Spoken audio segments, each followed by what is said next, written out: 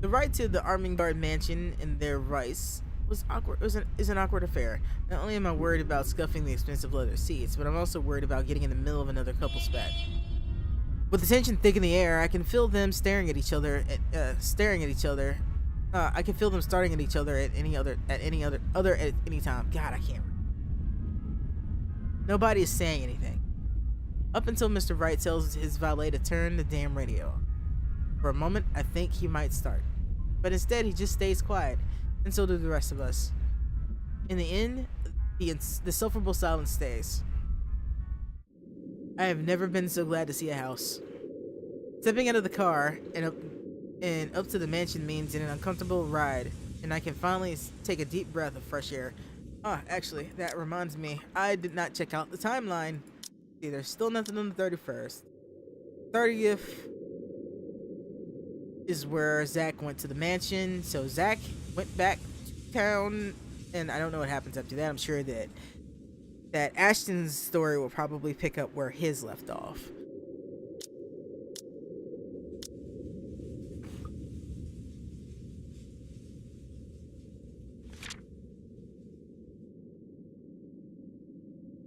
I like the illustrations in this. This is neat.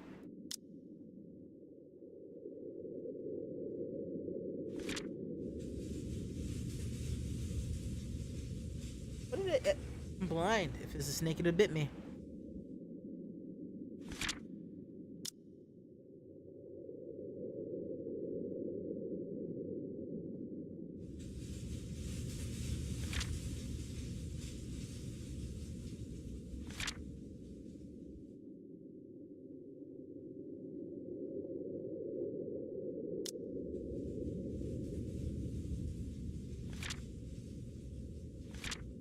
Hey, what's this?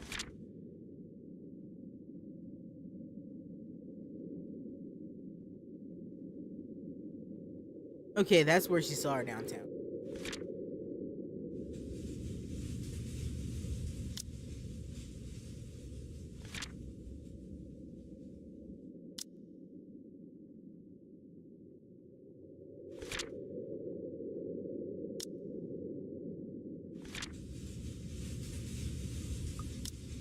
Alright, I think we're good.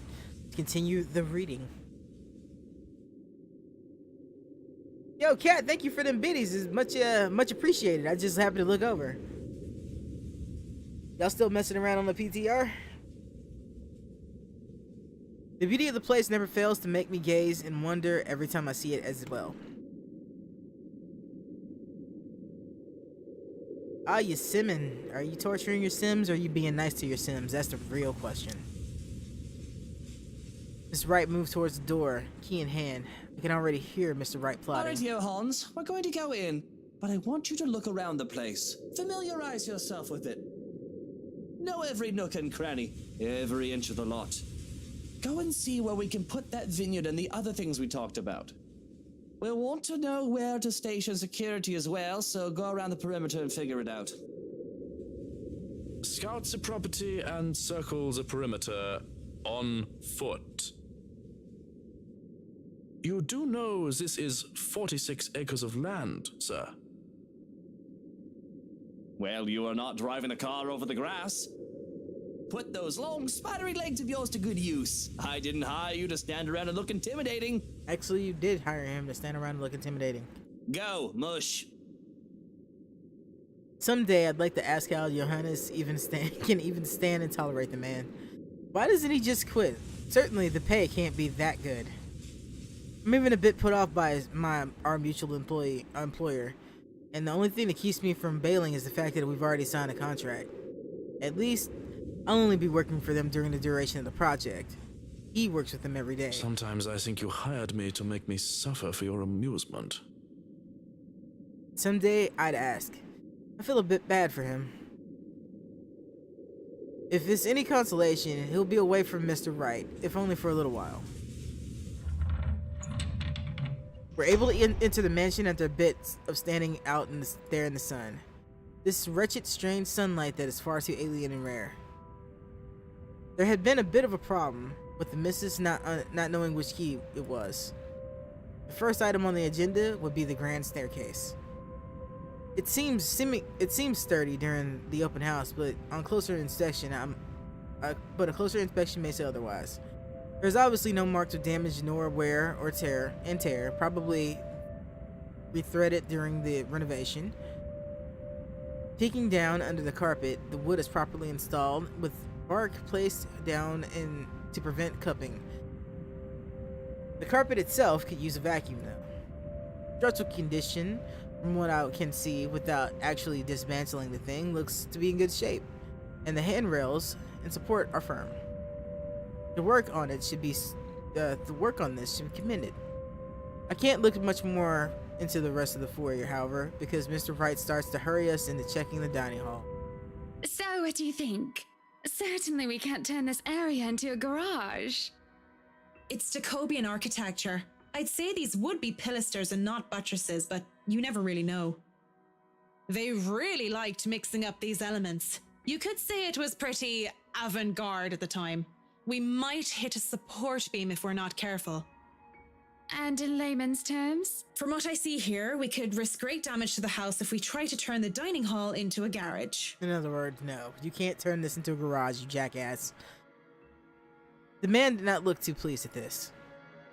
There's a look of disappointment before he sighs and goes around to the other place with an air of defeat. When he moves to speak, I dread another unreasonable demand again. This will stay a dining hall then. But if I may have another request instead, at least spruce the place up with some flowers, some plants, or something. It feels so old and dead in here. That's hardly unreasonable. Daffodils are a must, I presume. The look passes between the two of them, a genuine look of fondness there. It's the first time I've seen such an exchange between the two of them. If anyone are to see them like this, there'd be little doubt that they love each other. Of course, and I want a garden full of them. Now, if you excuse me, I'd like to look at the rest of the house. I'll just be around here downstairs, if anybody needs me. That leaves Miss Wright and I. He's quite fond of them, you know. I can imagine. He looked terribly upset when we told him he can't have his garage. I meant the daffodils. We always have a vase full of them in every house we own. I'd like to think they may be about his mother. He never talks about her. I don't even know her name. He likes to flatter, claim that they remind him of me, but he's always loved the flowers, even before we married. Much like the piano, I didn't take him for a person who liked flowers. Daffodils least of all. What's next? Am I going to find out that Mr. Wright saves kittens from burning bills? The hell he does? No, he does not strike me as the kind of man that would do that. However, he is the kind of man that would knock up his wife's best friend. I'll go and snoop about upstairs. You go and do whatever it is that you have to do. When she goes, even without asking then when she goes without even asking if I need her here, I'm left standing to stare at the walls. I really don't need to do a thorough inspection of the building itself. It isn't really part of an interior designer's job. But the architect in me is committed to doing this task with every project.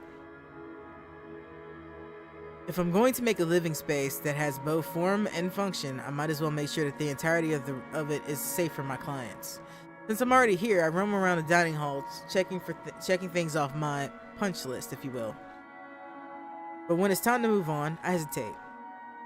Mr. Wright said he would be around somewhere around here on the ground floor. I really didn't want to be left alone with whiskey.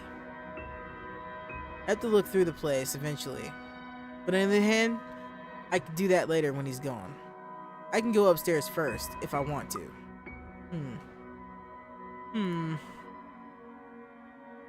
Let's see, what do I want to do? Check the ground floor or check the upstairs?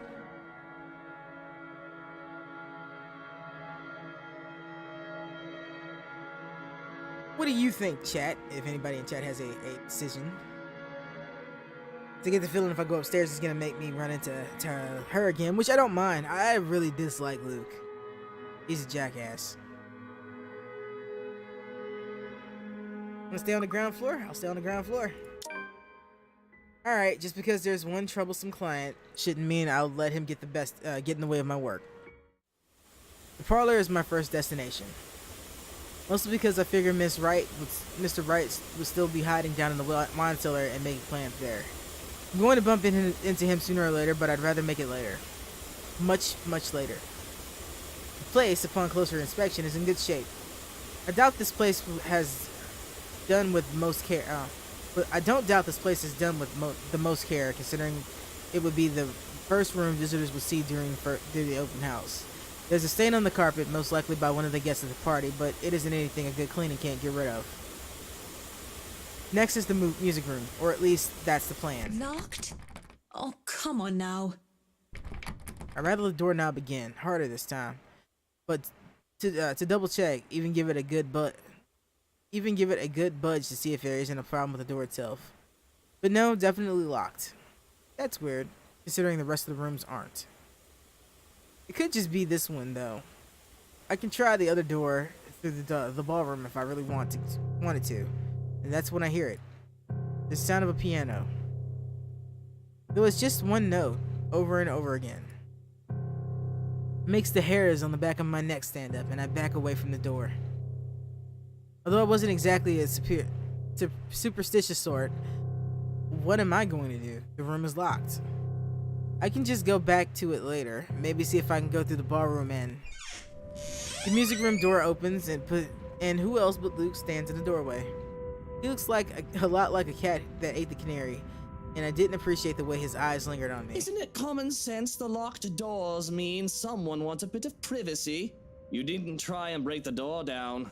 Or did you just want to see me again that badly without the misses? I don't see why you would though, Mint. Nothing really happened between us. Well, I wasn't looking for whiskey. I was just going around to do my inspection. Thought it needed a push, just in case the door was stuck and actually needed repairs. So you really are some fancy interior designer, huh? Had you told me you were one, I would have called you a piss taker. I figured you'd be, I don't know, an assistant going for a drink after a week with a tosser of a boss. I'm just glad you thought me any sort of professional with how ossified I was. I must have not looked the part, so I understand your surprise. He doesn't offer a witty retort, and he grows quiet for a At moment. first glance, Hana didn't look like some fancy finance manager when I first met her either. She was the pretty daughter of this rich, powerful man. When she was introduced, they told me that she was not there as the man's daughter, but as a part of management. I thought it dubious. All the beautiful women I knew before her, they used their looks to get what they want. And there she was, with all that she could ever need in life, and yet she works hard to earn her keep. It sounds like you admire her. Hearing that, I too can't help but feel admiration for Mrs. You Wright. enjoy your job, don't you, Mint? It helps me earn my keep, as you would put it. A bit strange to say out loud, but it gives me purpose as well. Do you think then that, maybe, Hana would want to go back to being a working person? Taken aback at his question, I wait for further clarification. What makes him ask this? And why me of all people? But when I see no explanation coming, I think you should ask her. Shouldn't you be asking her this? Isn't her opinion much more important than that of someone you just met in a pub a few nights ago? You're a woman and I figured you might know more. I mean, people are always saying that women are fulfilled by having husbands and having a good home. But then I see ones like you who look happy having jobs. Maybe she's like you, and having a job would be better for her. Just because I'm a woman? You do know we don't all think the same way. But I don't know, I'm not married or anything, but this shouldn't be a complicated matter. She's your wife for how many years? Talk to her, ask her what she wants. Don't you guys talk during supper or something? That gets him thinking. Or at least he looks like it does. Well, I should let you get back to work. Thanks for talking with me, I suppose. Right. But anything goes awry if you take my advice, just remember that I'm not some marriage counselor. So take it with a grain of salt. Again, never been married. My marriage goes down the shitter, I'll sue you. Noted. No, trust me, your marriage goes down the shitter just because you fucked her best friend. Wait, that's not. Too late. He takes a step back into the music room and shuts the door and leaves me there to looking gobsmacked. He wasn't serious, was he? That man, I don't understand him at all. One moment he's a huge arse and then he's this person Old next. guy. Still needs a good arse kicking if you ask me. Okay, so forget about going into the music room then. That's fine. We'll have to get out of there sooner or later. In the meantime, I can go around and check the rest of the house. All my worries fade when I step into the ballroom. And well, the whole place is just grand, isn't it? I can see why the Wrights made sure no one else would take this place from them. Anyone who has it will certainly be the belle of the ball, and it's pretty much one big grand status symbol. I don't think I can do much of a thorough inspection in this room, so I note that down for later. Moving on to the kitchens, I check the ventilation and the general fire safety within the kitchen. This is a bit of importance in a place like this size. I would, of course, suggest bringing an actual fire safety inspector over for more detailed inspection. It wouldn't do to see such beautiful architecture go up in flame after all. I take measurements of the counter, tops, and cabinets. Note what type of wood they are. They want some of these recreated to hide the modern appliances. And there's loose floorboards in the farthest corner, and some of the other had scratches, but everything else seems to be in decent shape. My concentration is broken when someone knocks. You can come in. Door's not locked. I wait, expecting Mr. Wright or their butler to come in, but nobody entered. Instead, there's a knocking again. It's louder and more urgent this time. I'm pretty sure I didn't lock the thing. All right. I'm coming. Just hold on. When I move to open the door, I realize something. The knocking isn't coming from the door, but somewhere else. The trap door? I pause for a second, waiting, but the knocking has not ceased. Soon enough, it becomes desperate. Dull thuds before switching to what seems to be scratching. Desperate and insistent at once, as if grasping for a respite. Is somebody stuck down there? Dick! Where did that come from? How did it even get down there? That put the heart crossway in me, I did. I love cats, but they have no business giving people a fright. For a second, there's all those ghastly rumors about this place come flooding back. Now peering into the darkness of the trap door, it gets me thinking. And it gets me curious. Seriously though, I really should make sure that there aren't any more surprises down under.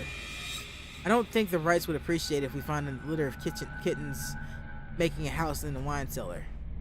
Mr. Wright seems the type to skin a cat if any of his precious wines were to be contaminated. I'm done with the kitchen anyway. So this is what it looks like down here. Going down a flight of stairs while wearing high heels is always a bad idea. Descending into the dark underground only made it worse, but I managed somehow without any major slip-ups. These stairs need work, that's for sure. Surprisingly, the wine cellar is in good condition.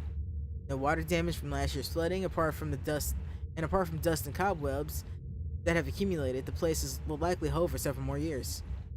Racks and barrels line the walls, making for spacious room look smaller than it is.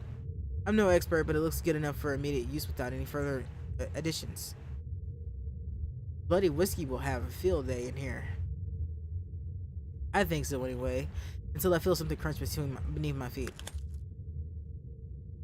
Whatever few bottles were left down here, there's nothing but glass under my feet, my heels. The cat's fault, I wager.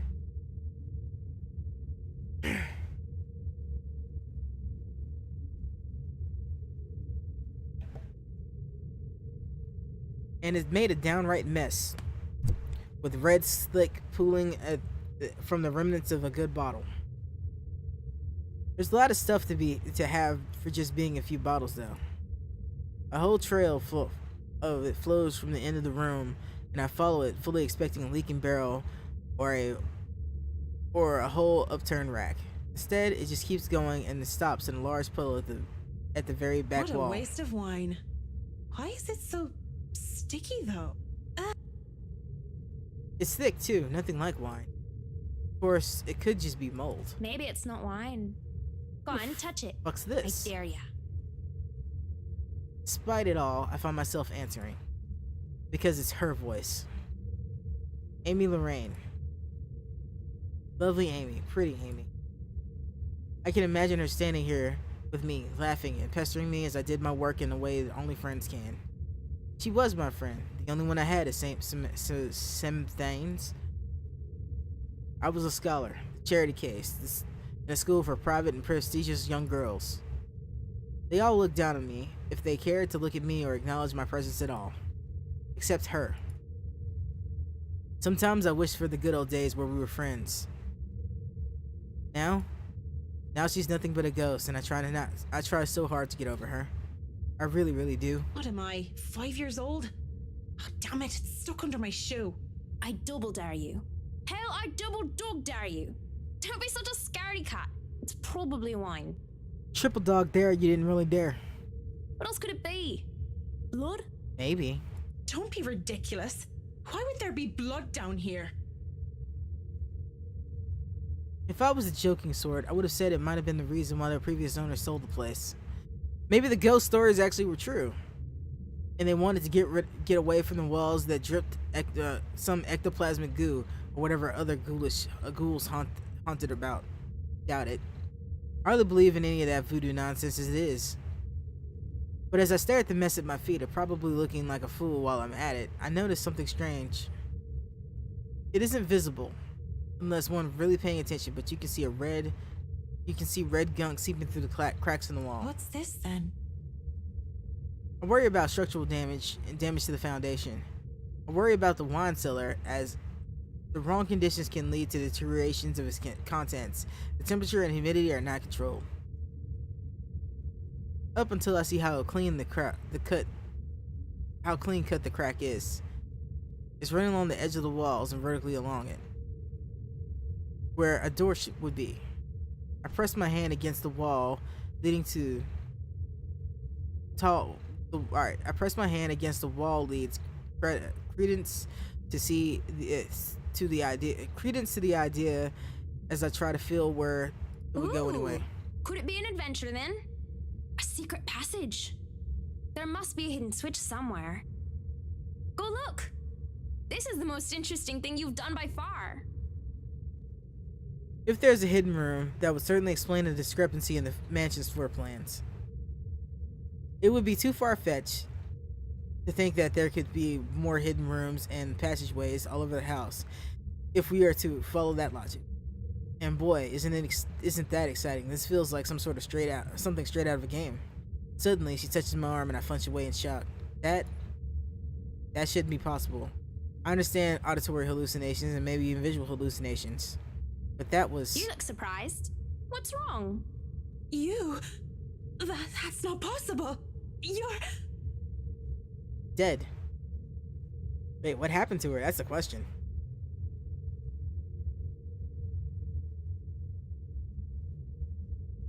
Aren't you happy to see a dear old friend, though? I'm hurt, I am. What the hell is going on here? Oh, isn't it obvious? I've come back for you. So that we can be together again. This just took a dark turn. When she touches me once more, I recoil. What does she mean, together again? She's dead. No! Leave me alone! Leave you alone? But I just got here. I turn around, and I'm met with the Wright's butler, who looks at me with an indifferent look. When I look back, the rain's gone. I wasn't talking to you, just thinking aloud is all. You should really avoid talking to yourself, Kint. Do more of that and others will think you're insane. Yes, thank you. Is that all you're here for, or has your master sent you running down here for something? Oh, no, I am just down here to admire the place. I've not been inside before. I thought I would look around before we return to the city. The car is already running, you see, and I suggest you go back to the foyer, unless you wish to be left behind. It seems you are in good company already, after all, with this house and your imaginary friend. Wait, we're leaving already? But I haven't finished inspecting the rest of the house. Be that as it may, there's a sulking man-child up there who wishes to go home. We are all subject to his whims, lest he throw a tantrum. I can't help but smile at that. He's a strange guy. I still can't imagine how he can work for a guy like Luke Wright, though. I imagine the blonde heiress isn't any easier guy to get along with. Whatever the butler is having to tolerate that, I want 10 of And we it. wouldn't want any soiled knickers or spilled milk. Why don't you go head on and I'll be right there. Very well. Do be careful on your way back. I saw some broken glass on the way, and it would not do to cut yourself on them. I will, yeah. Just tell Mr. Wright not to blow a gasket or anything. I'll be just a minute. Speaking of blowing gaskets, there's something very else dangerous here. Whatever's behind that door could pose some problems. Best case scenario, it only ruin the good stock of wine. But who knows what else is behind that false wall. I'd have to come back to it. Already dark when we make our way out of the mansion. With no lights, we are only illuminated by the hedge lamps of the Wright's car and that stars up above us. The sight of them helps me compose myself to much more than several minutes of being alone did. The car's engine is running, yet the two of them standing out on the lawn. Mrs. Wright's is busy, eyes up to the stars, and Mr. Wright's arms crossed, has his eyes down on the ground. It is the crunch of grass under my heels that brings their attention to me. About time. What took you so long? A minute longer and I'd think the house swallowed you all up. I was working on it. Oh, hush, dear. I'm sure she has her reasons. Marianne doesn't seem the sort to idle. Sorry, I was just checking on something important.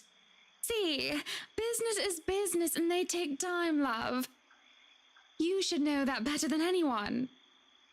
So, Marianne, what do you think? Are you the woman for the job?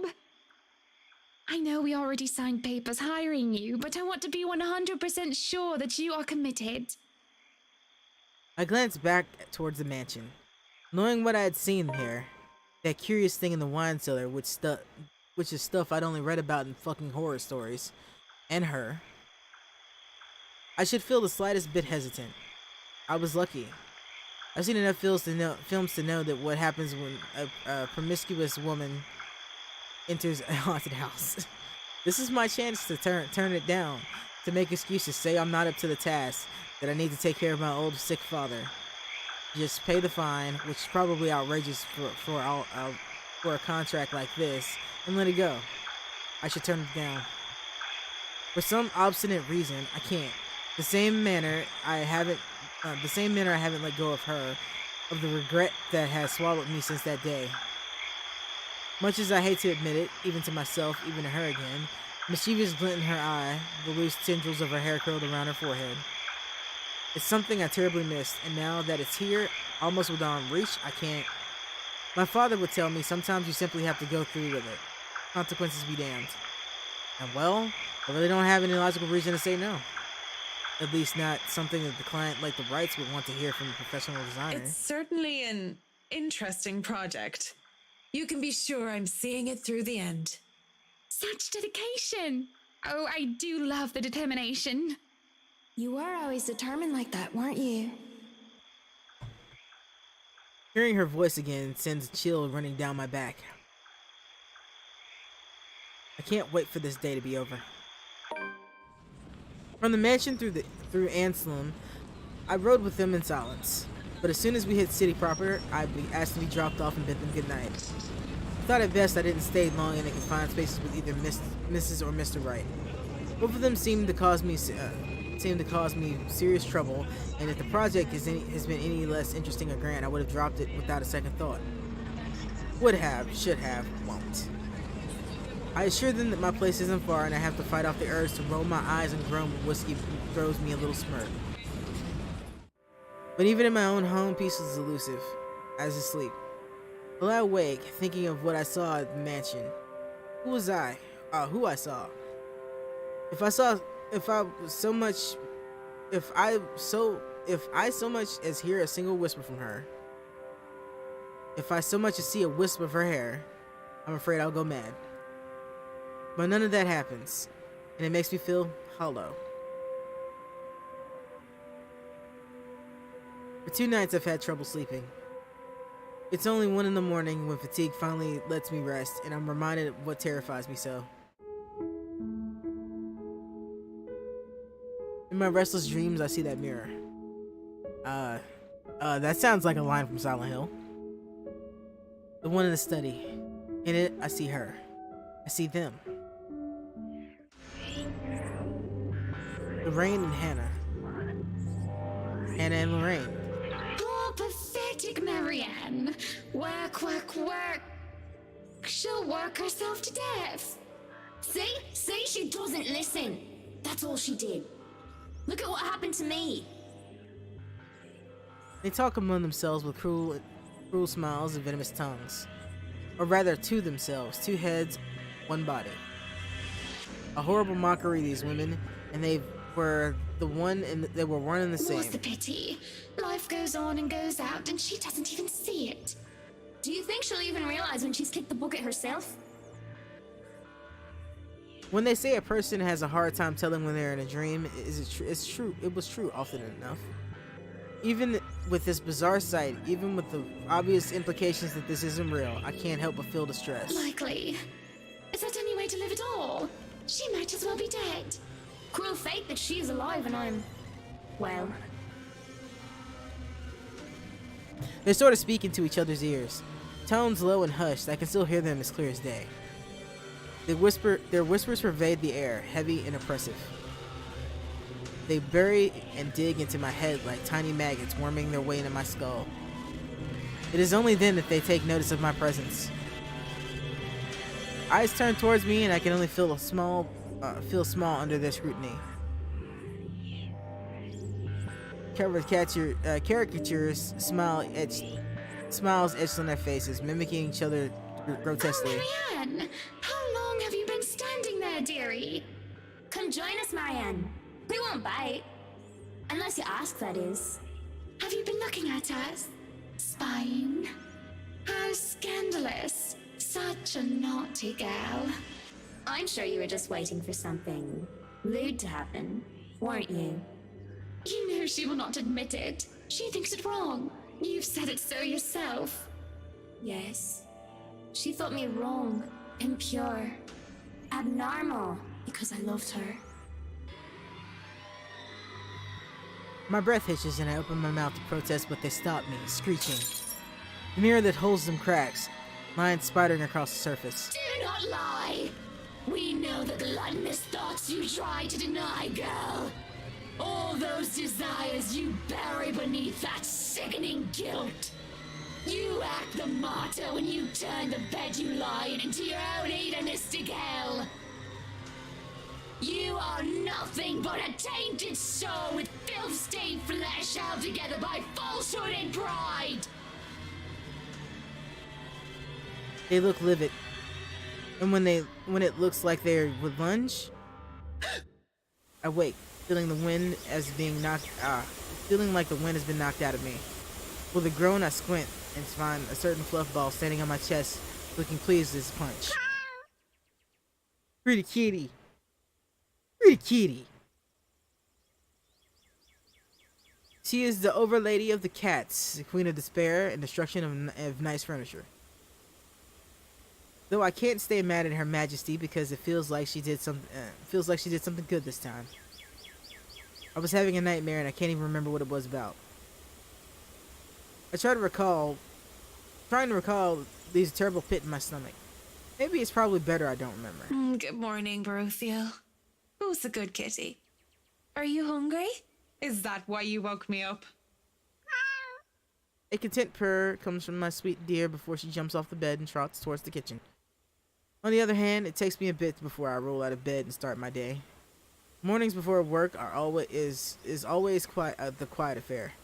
Shower first, then a mug of coffee and a bowl of oats. Sometimes I do stretches, and I always check my work email. The Wrights will be moving in the mansion today. I do not think the paperwork is officially done, but it isn't too far-fetched to think that they were allowed to start their move despite that. Rich people like them will always find ways to get what they want. After I'll be all. leaving you again today, Beth. So you behave and make sure not to shred up my new covers, okay? And don't worry, I didn't forget tomorrow is Black Cat Day, so I'll throw you a party. It's good, cat mama. But only if you behave like a proper lady. She barely gives me a glance as I say that before going back to her food. Cats. Still better than humans most of the time. Too bad I have to work with humans. The place is already busy as soon as I get there. The foreman, the one I've recommended to the Wrights, is for his work ethic. Excuse me. Is early as usual. Already he's instructing men here and there with their biggest loads. I have no chance to talk to him as Miss Wright appears to greet me with a smile. Mrs. Wright, I hope everything has been to your liking thus far. Good morning, Marianne. It has been delightful, and these men have been very helpful. Look at all this. It's so busy here. I'm getting tired just looking at them go. No complications so far with the movers or the previous owners of the mansion, I hope? If anything, the only one being problematic is Luke, if I'm to be honest. That's to be expected, honestly. He can be such a diva, but I do like that about him. She stops, looking at the upper landing where Mr. Wright comes through with two other movers and the mirror from the study. Oh, do be careful with that mirror. We wouldn't want anyone getting hurt because of broken glass. Why are you even having it carried around? Oh? You did say you didn't want the mirror, and I keep getting distracted by it. If I'm going to turn the study into my office, I'd rather not have it there. Where can we put this? Well, you are not putting it in our room. Why don't you go, I don't know, put it in the wine cellar for now? We can figure out if we'll store it in the attic or somewhere else later, yes?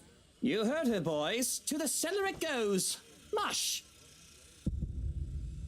The movers bring down the mirror one step at a time, no matter how much the man tells them to hurry. An unsettling feeling grows in my stomach as I see our reflections in the bloody thing. That's the mirror from my dream. Miss Wright only shakes her head and laughs when her husband's antics as they take the mirror out of here. He's back at it again as soon enough, pointing men here and there. I'd say he's the man with a plan, but it sort of interferes with the layout and design that we've agreed upon before. I'm about to point that out, but It's better you let him realize his mistakes on his own, rather than tell him of them. That it is more fun, too, to tell him, how does they say it? I told you so, once he slips up. let's try that again. It's better you let him realize his mistakes on his own, rather than tell him of them. That way you do not get blamed for his actions. It is more fun, too, to tell him, how does they say it? I told you so, once he slips up. Been working with him long enough to know that, huh? It's not like I plan to make much of a fuss, unless he changes. His changes are actually crucial. It happens often enough, when one is made to accompany him nearly all hours of the day. I feel so bad for this guy. Up, higher. Come on now. Still, he could at least be a less pushy about things. Careful now. I know your pictures are framed by cheap plastic, but those are framed by African Blackwood and are one-of-a-kind commissioned paintings. Each one is easily worth a lifetime of what you lot make. It is surprising how hands-on he is compared to his usual clientele. I can't even say that word. Well, the both of them are, actually. It's refreshing to have them participate despite their initial reluctance. Luke, do the dishwashers go into the kitchen or the butler's pantry? Pantry, Buttercup. Careful, that's Emma. No, you there, put that down. You do not manhandle a Napoleon Abueva. He really needs to tone down the dramatics a notch. Mrs. Wright and the butler look like they're used to it by now. But the rest of us, well... Sweetie, why don't we go and sort your suits upstairs? Let your Hans and Marianne and the foreman deal with the rest of the work. We have this, Mrs. Wright.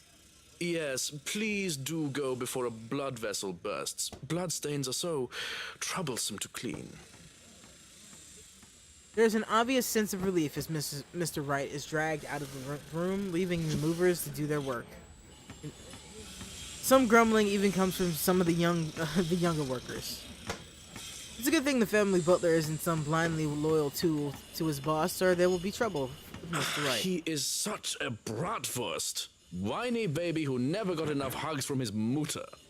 Probably lost in translation, and not that I'm condoning talking about someone else behind their back, but I think you meant to call Mr. Wright a horrible brat. Well, he is that too. There are a lot of things I can call him, but I mean to say that he is a big weenie. A childish name for a childish person.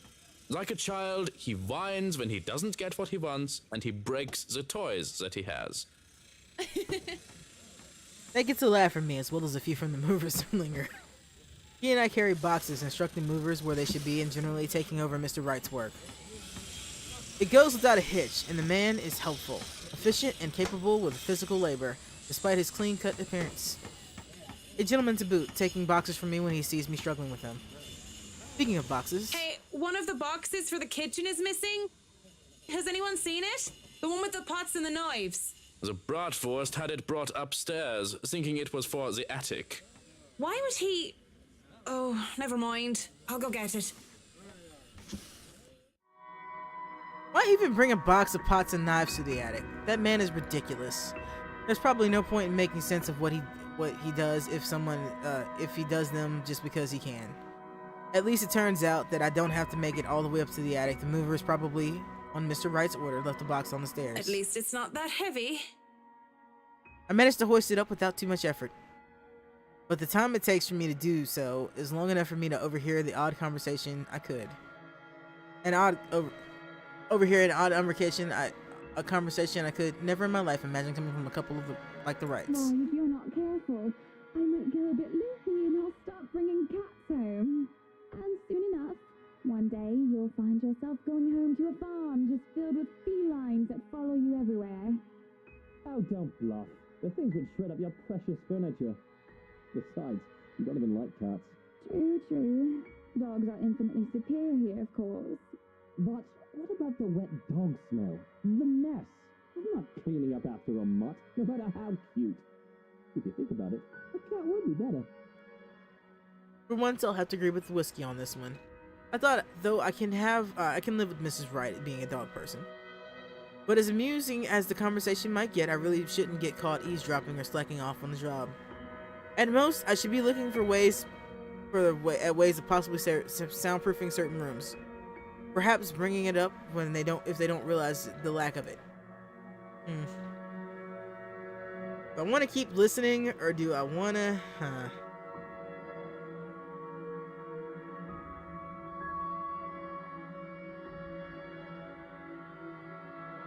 I'm gonna move on. She's not a nosy person. Let's move on. No matter how bizarre their conversation might get, I really must go. Not to mention just standing here when I have no clue when I have no more reason to loiter, it just feels wrong. Besides, the magic word here is privacy, and I respect that. I keep that in mind, and I won't have a guilty conscience to fill to the brim with secrets, the rich and famous in my hands. Oh, dang it, I didn't mean to skip that. Let's see. I'd take the stairs 2 steps at a time if I wasn't in danger of getting stabbed by my baggage, and if nobody else was in the foyer. But as Johannes takes the box from me, I only give a small sigh. There is no reason to gossip about the particulars of the conversation of his employers. He probably heard much odder things from them, and he doesn't seem to be a cat or a dog person either. As soon as I follow him into the kitchen, he raises a hand to stop me. Nine, I know you are very skilled in architect, and I have seen your work. But this shall be my kitchen, and I shall fix it according to my wishes. Yeah? Kind of weird anyone would think that pots and knives are supposed to go anywhere but the kitchen, huh? I assume he's gotten them confused. It wouldn't be the first time. confused. How does that even work? I understand covers, carpets, or even curtains getting mixed up. Hey, I'd even understand pots being mixed up with silver decor. But knives?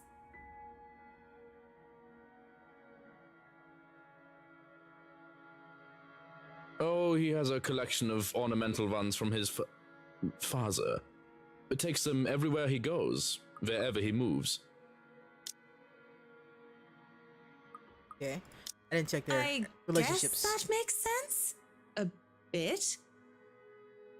Still odd. Everything about him is odd, honestly. He merely shrugs before going back to work. The movers work efficiently even when they're left alone, and they do quick work of their responsibilities. The head foreman comes and standing in the doorway to consult me on this or that, and I have to go help every now and then. But they pretty much have everything up to standards. They skip lunch entirely, not even realizing when they do so. Nevertheless, all is well, and the butler gets to heating up the leftover bubble and squeak from breakfast, and makes a generous batch of fish and chips for them. Most likely a simple comparison to what he serves the Wrights, but when done, well done nonetheless. Good. Want to wrap up some for me to go? It's an idle observation more than anything. My thoughts as they are preoccupied. If there are any left. One can't go wrong with fish and chips. Everyone loves them. Even my husband. And he's American. I really do hate getting up close and personal with my clients. It's a distraction. It's obvious to me that I've gotten my priorities all wrong, and I can't help but think about what I've heard, what I learned about the Wright couple. These things have a way of creeping up on a person. Thoughts, ideas, whether they are the facts or fiction. They creep up and fester, crawl, and writhe in ways that twist. I hear giggling and delighted mocking. They creep up and the sensation of fingers ghostly briefly on my arm causes me to freeze and hiss. Don't! I half expected her to be there. Whoa, no need to scream bloody murder. I don't like people touching me. Don't be touching on me. It's just me. Quiet down before you break glass. But it's just whiskey. Don't do that again. Ever. I don't like being scared. I don't believe that in the likes of spooks, being startled is not on the top of list of things Marianne liked. Lucky for him, I have nothing within reach, or he would have gotten on friendly terms with something like a rolling pin. What was with that reaction? Were you really scared? Has Johann's been telling you ghost stories? He just loves to scare people. Isn't that right, Brother Gurium? The butler's expression is unreadable. I hardly see any emotion on his face to begin with since I started to work with the Wrights, aside from vague amusement. There must have been something there, though, judging on Mr. Wright's own content look. The expression on Mr. Wright's face is almost cruel. But neither of them spoke, and even as Johans leaves the room to serve the workers their late lunch. So, now that we're alone, Marianne, what are you so jumpy for? I don't like being touched. Is that hard to believe? I was just thinking about all the urban legends the movers have been You're telling bad me at about lying, this place. Marianne. Don't tell me you believe in that tosh. They're nothing but tales made up to scare children. Timmy, Billy, don't you dare go up to that big mansion and get in trouble there. The ghosts are going to get you. That's a boring way to look at it, but that's usually what it is anyway, no? Like I said, I was just thinking. It would be a relief, actually, if those rumors of the place being haunted is if those rumors of this place being haunted is true. That would just mean I'm not going bonkers. Hearing, let alone seeing, a dead person isn't exactly a symptom of a healthy mind. Sure, it means that there would be such a thing as ghouls and goblins, but at least I'd be sane. On the other hand, there would actually be a dead girl walking around. No, there is a dead girl actually walking around. Also, let's save. I haven't done that in a while. Save there. So I'm getting close to having to stop the stream. Oh, stop this section of the stream because, wow, it's almost raid time. but I got about 20 minutes. I may be able to wrap this up. Maybe, we'll see. We'll see. On the other hand, there would actually be a dead girl walking If you around. could excuse the inane question, Mr. Wright, you haven't noticed anything weird here? A simple enough question on the surface, yet I noticed the man stiffen as the question leaves my mouth. I wouldn't have noticed it if it wasn't for his reaction, if I wasn't watching his reaction intently. But his eyes, I see something It dangerous. depends on your definition of the word weird. Are we still on the topic of this place being haunted? Because no, things have not started to fly around and we have yet to require an exorcism. I don't think my head would like to do the whole 180-degree turn thing. Well, maybe that, but no strange people? Aside from my usually weird butler and all the weird men traipsing around touching my things? No, not really. Why do you ask? Have you noticed anyone strange while you were here? Because you must report it to Johans and he'll have security handle it. But these reports better not be about ghosts and things that go bump in the night. I don't want to waste manpower on the boogeyman or senseless witch hunts. I'll keep that in mind, Mr. Wright. But no, it's nothing like that. I guess the mansion is just strange for me. It's a unique project. No strange men or women lurking about then? A dead teenager would technically qualify as a strange person. But yeah, the whole I see dead people thing is not going to go over well. None that I know of. But I'll inform Johans immediately if something comes up. I'm serious, Mint. You see anyone suspicious, and you report it. Immediately. I think that goes without saying. The concern he has on the talk of security is quickly gone. His arrogant smug smirk returns, if a bit subdued. Whatever smarmy remark or innuendo he has at the ready never comes, though, as the voice from the dining hall rings out. So, is this a full-time job for you then? Nah, I just freelance mostly, for magazines, newspapers, and events. So it's fun and it puts food on the table, but it's not what I really want to do. At least not all the time. That would be the magazine photographer, I presume. As always, Mrs. Wright talks in such a kind and cheery fashion no matter who she's talking with. It certainly puts people at ease around her, and sounds like it's working on the photographer too. Hearing them through, though, seems to put Mr. Wright in a sour mood. At least if his small scowl was anything to go by. Is he jealous?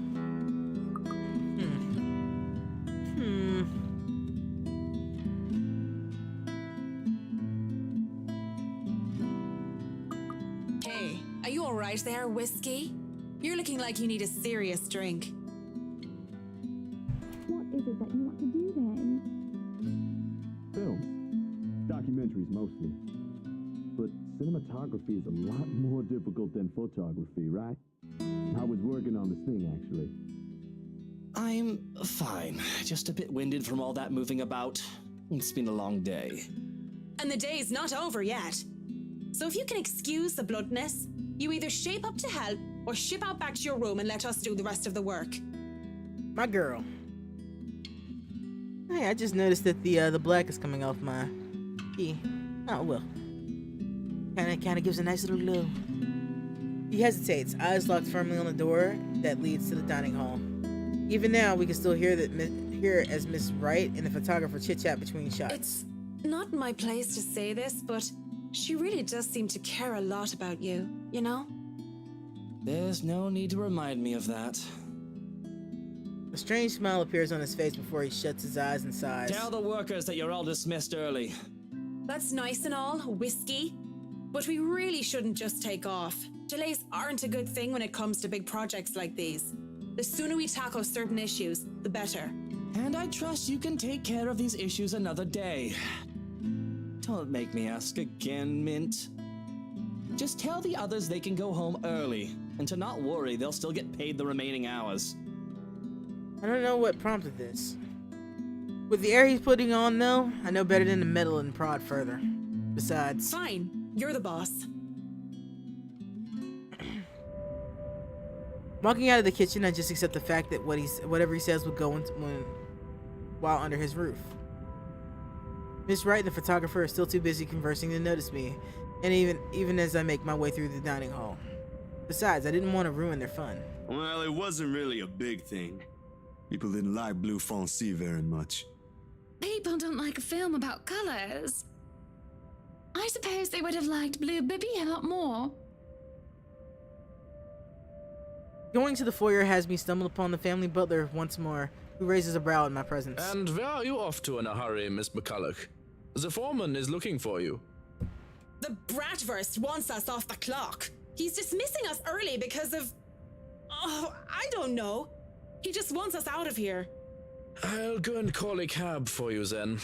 It would be for the best that you leave when he asks you to. I don't doubt it. My ride back to the city doesn't take too long to get there. Granted, there were some difficulties at first because the driver didn't know where the Ermengarde mansion is. He tried to have us go hand over the GPS coordinates from our smartphone, or some other techno-babble I didn't care about. But the butler didn't know, and the butler didn't understand. Wow, neither one of you's into technology. That's nice to know. Also, I need to fix that. There we go. I'd forgotten that I turned off the QuickTime events to get through the game as fast as I could last night to get back to where I was.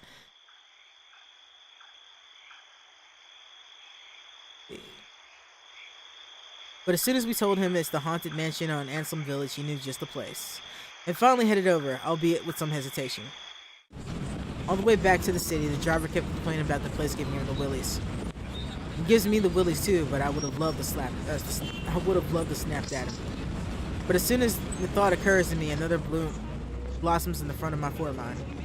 One that somehow bothered me greatly, more than my exasperation over whiskey and his project or wanting all of it to stop.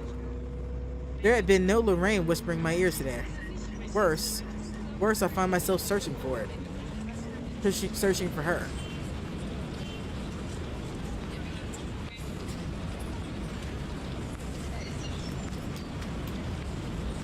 Loose ends, fucking bloody loose ends everywhere. Though I have already moved past this years ago, and it does nothing to help me curb my frustration. If anything, it only ensures that I want to still drink. And where else do I go to drink? Tuesdays are for karaoke, and Wednesdays improv.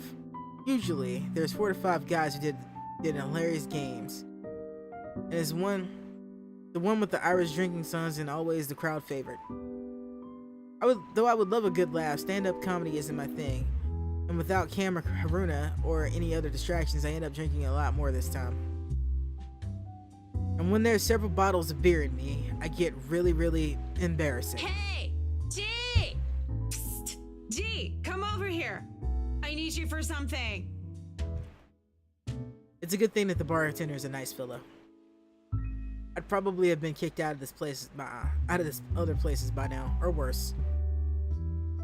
If push comes to shove, and all he would do is give me an easy smile and shake his head, even when he's attending other customers, just like now. Give me a moment, will ya? I gotta go check on her. He's some Asian guy. I'm pretty sure I've seen him before a couple of times, although he never talks about anyone except G. Talks to anyone else except G. The girls used to be all over him too, but he always just turned them away. I'll be here. You go do that before she falls Asian over. Joe. All right. What is it? Do you need someone to help you get home? Bartender, pour the wine. I think that's enough alcohol for you, little missy. I'm cutting you off. Is he the twin of the police chief? Because, like, they look way too much alike for that to be a coincidence. I'm just saying. They look way too much alike. I have no hope of getting them back once they're already behind the counter. Even my drunken mind, I don't dare hop over for them. Because what little sense I have left knows the sooner I'd sooner take Florida than succeed at wrestling bottles from a sober man. But that doesn't stop me from trying to reach out with my arms like a stupid idiot anyway. He smiles and shakes his head, just like I know he would, before going back to the other guy. Right now, where were we? How you holding up, boy? With no drink and no one to chat with, I could have gone home or gone to sleep on the bar right there, then and there. But I'm not ready to stand up and not ready to trek back home just yet. Same old, same old. I'm still on the Luxborn firm case. Those blokes they talk about being in dark suits, whisking people into the night or some shit and all that. Didn't the media call it some ridiculous name in the morning news? What is it this time? Wait, don't answer that. They've called it a lot of things. As long as people don't start running around claiming they're the Illuminati. No, that's an American thing, isn't it? Isn't it an American thing? So, what have you got for me this time, G? Do the rest of the Anything world, good? do you guys do the Illuminati thing? Is that just stupid Americans and my people? Slow down there. You haven't even told me what sort of dealing dosh we got. Who are you looking into this time? Their talk would have interested me. Would have kept my attention if I gave a damn. But in my current state, I can barely give two fucks about the things going on around me. All these words are just buzzing, barely surfacing from a sea of sound at this pub. And would have stayed that way, perhaps even drowned if I didn't hear his name. Luke Wright. You know the guy. And don't pretend like you don't, G.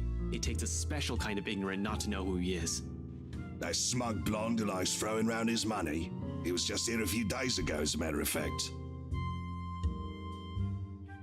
Great tipper, if you think him just dumping a wad of cash on the counter after having too much whiskey counts as tipping. Why are you asking? He dirty? You have no idea, G.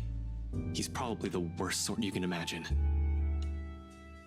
Luke fucking Wright. Fucking whiskey. Even without him around, I'm still hearing about the guy. What an absolute fuck. Despite this, I find myself getting up and sauntering over to join them before I pipe up. Is this smart talk about Luke fucking Wright I'm hearing, eh? Private conversation here, lady. There's only amusement on G's face. The Asian guy, he starts to look ticked off as hell. Don't worry, Holmes, she's clean. And she might be able to help you with your, predicament. Course. A drunk's just stumbled through here with what I need. Get real, G. No offense, lady, but you're smashed. I know, right? Nothing beats being drunk after a hard day's work. Especially when you're working for Mr. Luke Wright. So, she works for the guy? Doesn't that make her, I don't know, suspect? See, have a little faith in me, why don't ya? I don't have much, and you might as well have something to go off. You're the one who was so desperate to come running to me for business. Yoo-hoo! Still right here, fellas. 5'11". Can't miss me. Unlike Shorty over here. I like her. She's funny. What's with that mad look? You want to dance, boy? You don't look like you can bust a groove. Maybe a leg. What with that fancy coat of yours?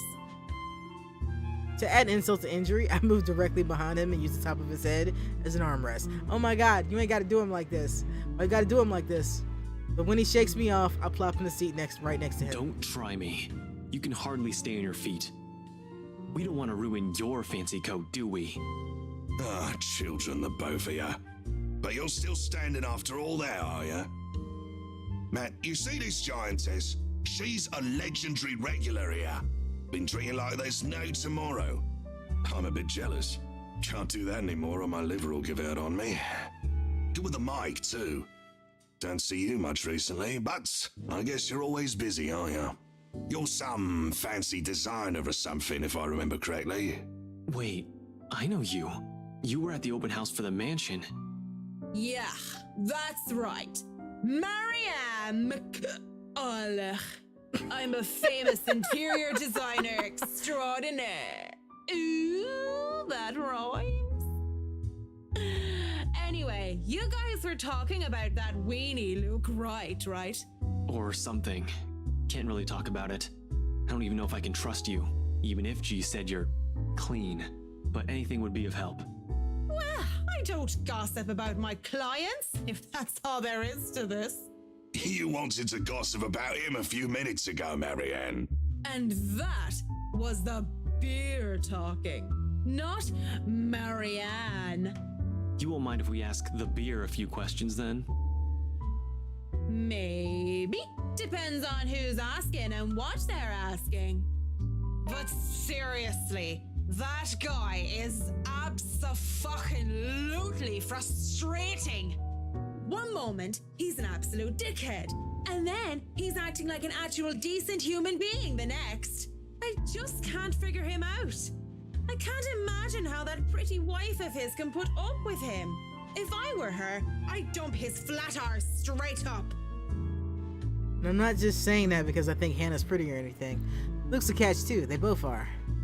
But I really cannot, for the love of all things holy, see how they even work out together. So, Luke Wright, have you noticed anything strange about him while you were working with him? Other than he's a total tool? Anything peculiar of note? Other than he's a total tool? No. You're the one being peachy right about now, Holmes. But nah, nothing that comes to mind off the top of my head. He's just like most rich, smarmy arseholes and then some. A giggle bubbles up as I press my cheek against the cool counter with my eyes shut tight just because. Eventually cracking one eye open just in case they thought I fell asleep and grinned at Holmes. So, Holmes, I'm guessing you're some private detective or something. Is it Hannah? Did she pay you to look if he's been cheating or some such? Hannah's the wife, right? What about her? How is she? How is she or how is she? Well and good. Definitely the nicer of the two and sexy as sin to boot. Not a private detective then? Are you from one of them tabloids wanting to know if the Luke Wright doesn't know how to put his pants on right? I'm not sure he does. Just saying. Pants. I'd take the pants off of... Here we go. Slipping. I haven't been this drunk in such a long time. It's a miracle I've been coherent for as long as I've been right now. I'm asking you if you've noticed any odd behavior from her. Odd behavior? What? I wonder how she'd be drunk. I can just imagine her like the giggly sort. What do you think? These are serious questions, Marianne. Lives might just be at stake here. What do you expect? She's smashed. Why am I even doing this? This is getting me nowhere, G. She's not a reliable source. The chief, let alone the courts, aren't going to take the word of a drunk. This will be dismissed, and I might be in trouble if they try to argue that I coerced a testimony out of her. This is a fucking train wreck. You're a fucking train wreck now, if you ask me. Maybe it's about time you apply the brakes and stop for a bit. A wave of despair comes over both of them as palpable. If feelings had a taste, it'd be bitter. Bitterer than the beer I'm full of. And it gets me thinking. Though thinking doesn't get me far with this, with too much shite in my system. You know that's not an option. Thanks for being patient, McCullough. Good luck with your work on that mansion. Speaking of that mansion, there's something going on in that place. Something. As day! No wonder Mr. Wright likes it so much.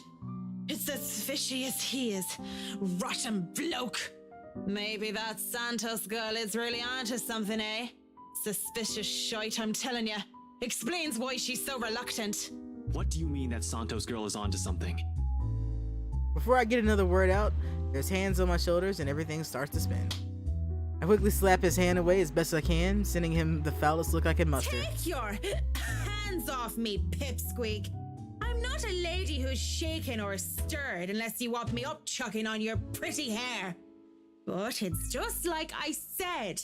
Are you sure you aren't brain damaged or deaf? I like Marianne. She's an unruly drunk, but I like her. Santos girl from VRC showed us this creepy letter. You know, just like those spam stuff you get in your emails. And we thought it was some joke or that the girl was just a bit too green to handle a big sale like that. You should have seen the look on their faces when they saw it. Whiskey, that's Luke fucking Wright, you get me? And the missus didn't look too happy either. I should have taken a picture and posted it everywhere. When rich snobs give you that face, no wonder the Santos girl went all mental on us. Working with them does that, you know? I think I'm about to. I'm not mental yet, am I?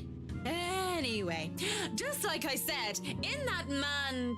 Hey, you okay? Holmes? You're looking a bit shaky yourself there. And he really is pale, paler than before at least.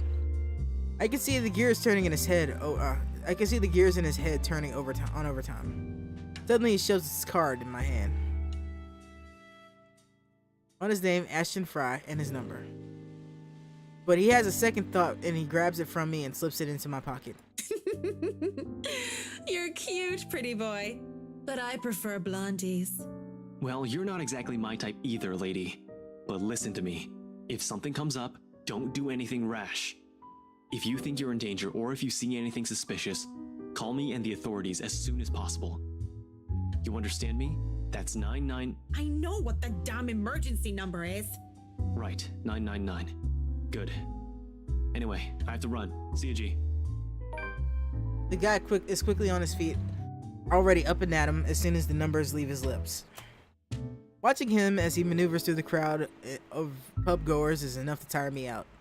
Fast as he can, he's at the door and he throws us a smile. And that's all we get before he's gone, just like that. Boy, what about your drink, boy? I'll go put it on your tab then. Holmes boy always like that, G? Pretty much. But what about you? I suppose I'll put your drinks on your tab too. Don't want you to spill your wallets when you look like you're close to spilling yourself. Yeah, and if it's fine by you, I think I'll go take a bit of a cat nap here. Just for a sec or two. Go right ahead. I'll wake you when I close up shop. Good man.